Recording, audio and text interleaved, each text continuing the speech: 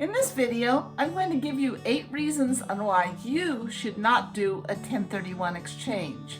That may seem weird since this video is about 1031 exchanges, but there are times when you should not do them.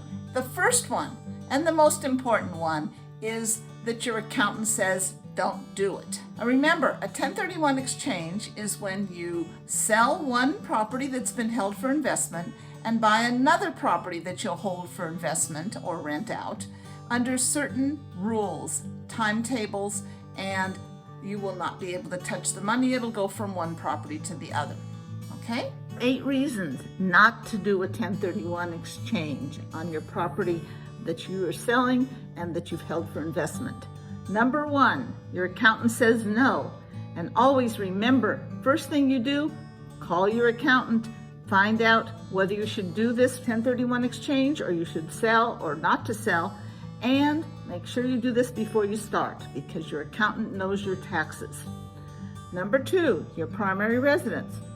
You do not need to use the 1031 exchange method to sell your primary residence since you have other tax advantages to do so. Raw land when it's not gone up in value. You do not need to do an exchange if there's no raise in value or it's gone down in value.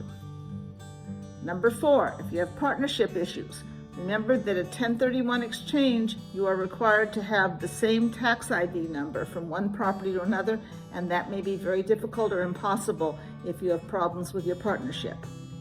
Number 5, if your profit is so high that paying taxes makes sense, ask your accountant.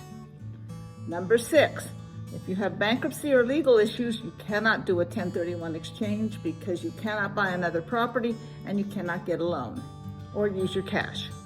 Number 7, if you've recently inherited property, there is no reason to do an exchange. That was property not held for investment.